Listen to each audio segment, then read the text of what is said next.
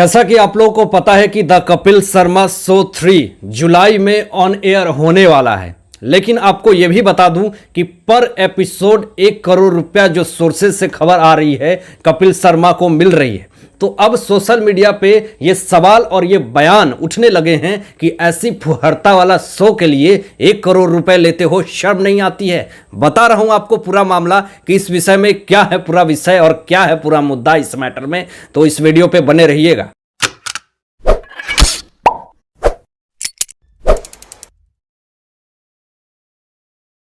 आपको बता दूं कि सोर्सेस के हिसाब से सीजन 1 में 30 लाख रुपए कपिल शर्मा लेते हैं और उसके बाद सीजन 2 में 50 लाख रुपए, और सोर्सेस से जो खबरें आ रही हैं स्पॉट बॉय के हिसाब से वो सीजन 3 में पर एपिसोड पे 1 करोड़ रुपए ले रहे हैं। यानी कि जो प्रोड्यूसर है उनके ऊपर अगर इन्वेस्ट कर रहा है जितने स्पॉन्सरशिप है, तो कहने का मतलब कि भैया अगर 1 करोड़ रुपए हम कपिल को दे रहे हैं तो ऑब्वियस सी बात है कि मुझे 10 करोड़ रुपए एक एपिसोड पे प्रॉफिट हो रहा है, जिस कारण से हम इस शो को चला रहे हैं। लेकिन जिस तरह से लॉकडाउन में और जिस तरह से बैन बॉलीवुड बैकआउट और सलमान खान की जिस तरह से कंट्रोवर्सी को लेकर के इस शो की टीआरपी जिस तरह से गिरी,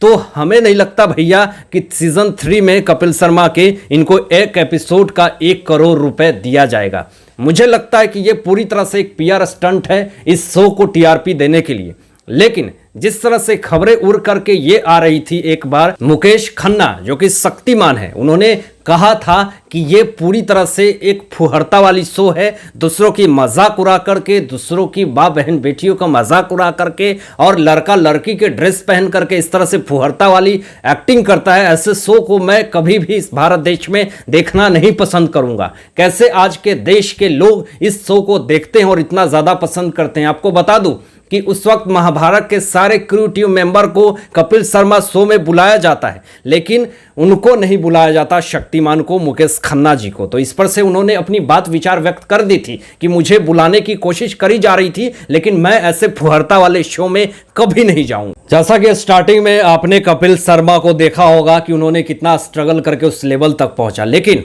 स्ट्रगल करके वहां तक पहुंचना बड़ी बात नहीं है, उस इमेज को बरकरार रख पाना बड़ी बात होती है, उस इमेज को बनाए रखना बड़ी बात होती है। जिस तरह से उन्होंने स्ट्रगल करके अपने आप को एक निखारा, एक लेवल में, जैसे टीवी की दुनिया में वो अक्षय अमिताभ के मुकाबले हैं, जैसा कि वो अपने आप को मानते हैं। लेकिन जिस तरह से उन्होंने एक बार शो में, शाहरुख खान भी आए थे, उन्होंने कहा कि मैं अब फिल्में प्रोड्यूस करूंगा, तो शाहरुख खान ने कहा कि बेटा हम लोग झेल रहे हैं, तुम झेल के दिखाओ, तुम्हें समझ में आ जाएगा कि फिल्में प्रोड्यूस करना क्या होता है, क्या बात होती है। उसी शो में उन्होंने ये बात कही थी और उसके बाद फिरंगी एक फिल्म बनाई कपिल शर्मा ने और पूरी तरह से जो पिट गई फिल्म में। उसके बाद कपिल शर्मा जिस तरह से कंट्रोवर्सी में आए और उनकी टीआरपी जिस तरह से गिरी, लोगों ने उनको काफ़ी ज़्यादा ट्रोल किया, लेकिन फिर भी अपने आप को उन्होंने फिर से एक बार उठाया और फिर से वही स्थिति हुई एक बार फिर। लेकिन फिर से सीजन 3 में आने के बाद क्या रिस्पांस होता है ऑडियंस का, क्या टीआरपी उनकी हाई होती है या लो होती है, ये तो आने वाला समय ही बताएगा